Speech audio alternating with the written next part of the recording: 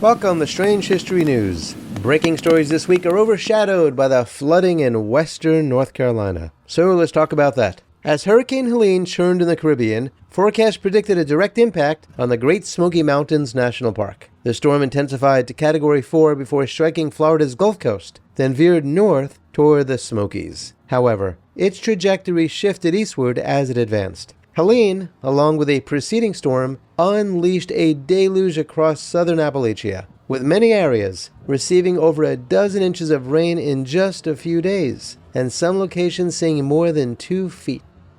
The storm's intensity was unprecedented for the region, triggering flash floods and landslides. Record rainfall washed away trails and roads and damaged historic structures, prompting closures in these areas. Among the hardest hit areas in western North Carolina was the city of Asheville, which faced unprecedented flooding as the French Broad River overflowed its banks on September 27, 2024. The floodwaters tore through the River Arch District, affectionately known as RAD, which was a cultural and creative hub known for its studios, galleries, and small businesses, leaving a scene of destruction in its wake. Estimates suggest that nearly 2/3 of the River Arch District had been lost. This once thriving area, home to more than 350 artists and craftspeople, spread across 27 riverside buildings, and had seen its southernmost stretch obliterated by the flood. The popular Marquee Marketplace, a cornerstone of the district, has been reduced to rubble, and other buildings along Foundry Street have been similarly wiped out.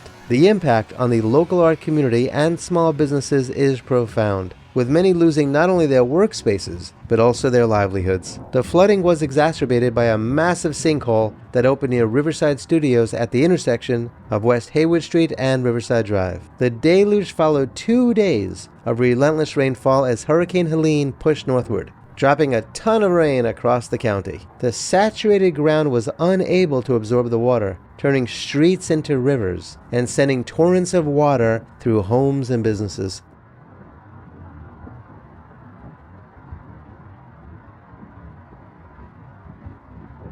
Another area that was hit was Swannanoa, a small community situated 10 miles east of Asheville, which found itself grappling with the severe aftermath of Hurricane Helene. Known for its picturesque setting, the town lies in a deep, narrow valley ringed by towering mountains, a feature that has made it particularly vulnerable to the devastating effects of the storm. With more than 13 inches of rainfall recorded in a short period, Swannanoa became what officials had described as the storm's ground zero, enduring widespread destruction that has left its future uncertain. The geography of the Swannanoa Valley, a 4.5-mile-long stretch that is barely over a mile wide in the most affected areas, played a central role in the disaster.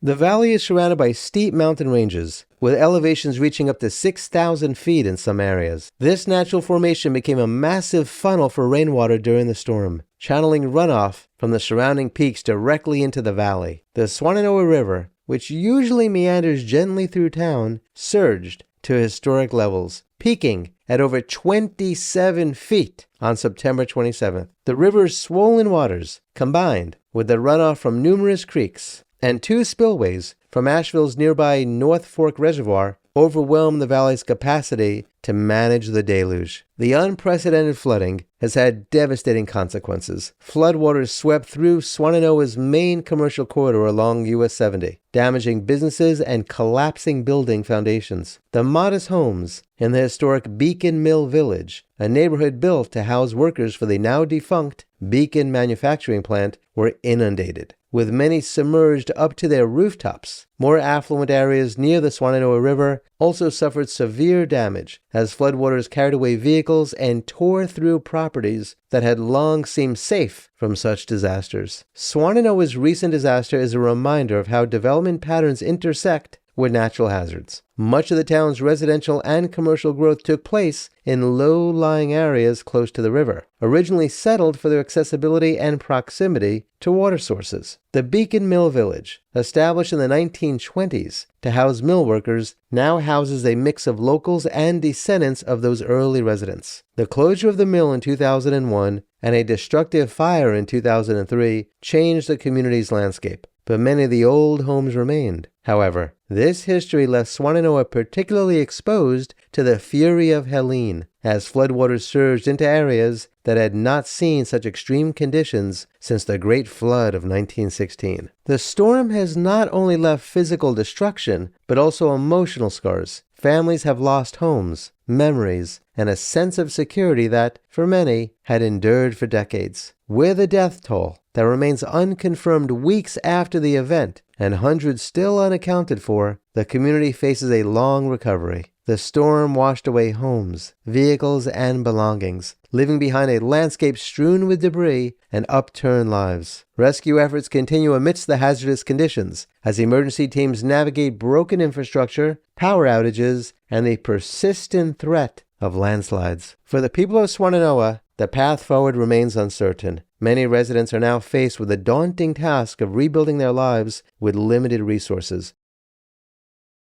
Flood insurance is rare in these mountain communities, and government assistance is often slow to reach those in need. Some families, having lived through generations in the same homes, now wonder if they could ever return to the life they once knew. Yet amidst the devastation, efforts are already underway to provide relief and support, with local volunteers and community members coming together to aid those who have lost everything. As Swannanoa tries to rebuild, the community's history is a reminder of both its resilience and its challenges. For centuries, humans have settled along rivers and valleys, drawn by the resources they offer and the relative ease of building on flatter ground. But the same rivers that sustain life could also become sources of peril when nature's forces align.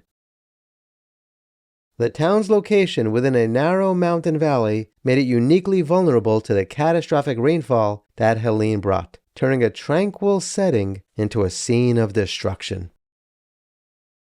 This disaster has changed Swannanoa's landscape and its people forever. As the waters recede and the debris is cleared, the town is left to grapple with the question of how to prepare for an uncertain future, one where the memories of Hurricane Helene will linger long after the waters have returned to their banks.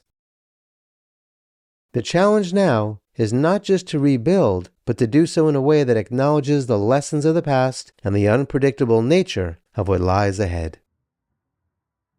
So, what do you think about this story about the destruction from Hurricane Helene? Please share them in the comments below. And if there are any other breaking news stories that you would like for me to cover, please feel free to suggest them. If you want to continue to be updated on this story and you wish to be notified about more historic and strange news, please like, share, and subscribe and hit the notification bell, because the truth is always stranger than fiction. Until next time, I wish you safe travels on all your journeys.